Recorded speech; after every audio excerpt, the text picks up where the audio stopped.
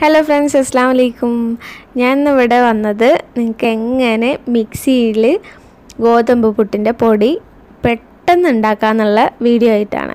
അപ്പോൾ നല്ല പഞ്ഞി പോലെ തട്ടിപ്പൊളി ഗോതമ്പ് പുട്ട് നമുക്ക് എളുപ്പത്തിൽ ഉണ്ടാക്കിയെടുക്കാം.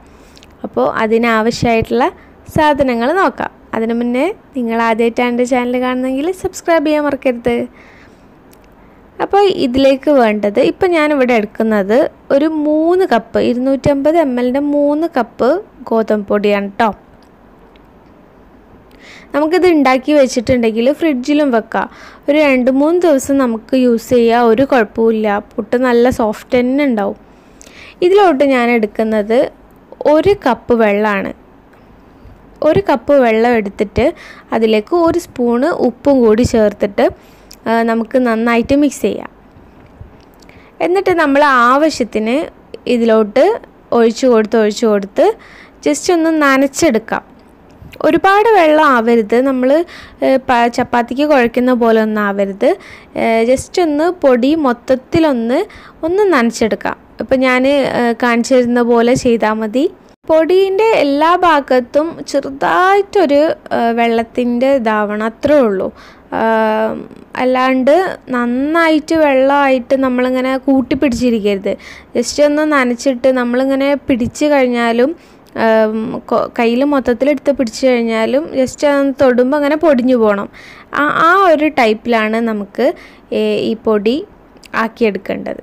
അപ്പോൾ ജസ്റ്റ് കുറച്ച് വെള്ളം ഒഴിച്ചിട്ട് എങ്ങനെ മൊത്തത്തിലൊന്ന് ഇപ്പോൾ ഈ ഒരു പരുവം ഒക്കെ കണക്കാണ്. എന്നാൽ അഥവാ ഇനിയിപ്പോൾ വെള്ളം കൂടിയെന്ന് വിചാരിക്കുക, കൂടിപ്പോയാലും പ്രശ്നമൊന്നുമില്ല. നമുക്ക് മിക്സിയിൽ ഈ പൊടി ജസ്റ്റ് ഇട്ട് കൊടുത്തിട്ട് അതിൻ്റെ മേലെ സാധാ ഗോതമ്പ് പൊടി ഉണ്ടല്ലോ അത് ഒന്ന് വിതറി കൊടുത്താൽ മതി. എന്നിട്ട് ജസ്റ്റ് മിക്സി ഓൺ ചെയ്ത് കഴിഞ്ഞാൽ കറക്റ്റായിട്ട് തന്നെ കിട്ടും. ഇപ്പോൾ ഞാൻ 1 കപ്പ് വെള്ളം എടുത്തതിൽ കുറച്ച് ബാക്കി വെച്ചിട്ടുണ്ട്, അല്ലാണ്ട് കുറേയൊന്നും ബാക്കിയായിട്ടില്ല. അപ്പോൾ ഈ ഒരു പരുവത്തിലാണ് നമുക്ക്. ഇത് ഒരുപാട് വെള്ളമൊന്നുമില്ല, ജസ്റ്റ് ഒന്ന് നനച്ചിട്ടേ ഉള്ളൂ കേട്ടോ. അപ്പോൾ എളുപ്പമാണ് ഇതുണ്ടാക്കാൻ, ഒരു പണിയുമില്ല.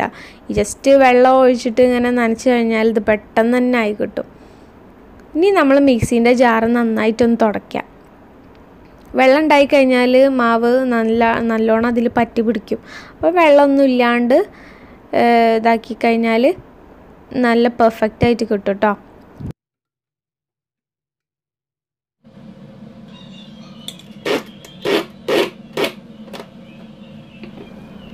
അപ്പോൾ നിങ്ങൾ സൗണ്ട് കേട്ടില്ലേ? ഞാൻ പൾസ് ബട്ടണാണ് അമർത്തിയിട്ടുള്ളത്. ആ വലത്തോട്ട് തിരിക്കേണ്ടതല്ല, 1 2 3 അല്ല, ഇടത്തോട്ട് തിരിച്ചാലുള്ള പൾസ് ബട്ടണില്ലേ, അത് ജസ്റ്റ് ഒരു 3-4 പ്രാവശ്യം ആക്കിയാൽ മതി. അപ്പോൾ ഇങ്ങനെ കിട്ടും കേട്ടോ. ഇനി ഇതിലും തരി ആക്കണമെങ്കിൽ നമ്മളൊരു 5-6 പ്രാവശ്യം ജസ്റ്റ് ഒന്ന് പൾസ് ബട്ടണോ അമർത്തി കൊടുത്തിട്ടുണ്ടെങ്കിൽ കറക്റ്റായിട്ട് കിട്ടും.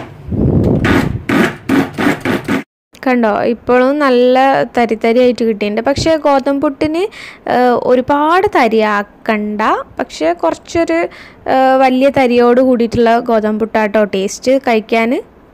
അപ്പോൾ നിങ്ങൾക്ക് എല്ലാവർക്കും എൻ്റെ വീഡിയോ ഇഷ്ടപ്പെട്ടെന്ന് ഞാൻ വിചാരിക്കുന്നു. ഇഷ്ടപ്പെട്ടാൽ ലൈക്ക് ചെയ്യാൻ മറക്കരുത് പ്ലീസ്. അപ്പോൾ നിങ്ങളെ കമൻസ് ഷെയർ ചെയ്യുക. അപ്പോൾ അടുത്തൊരു വീഡിയോയിൽ കാണുന്നവരെ ബായ്.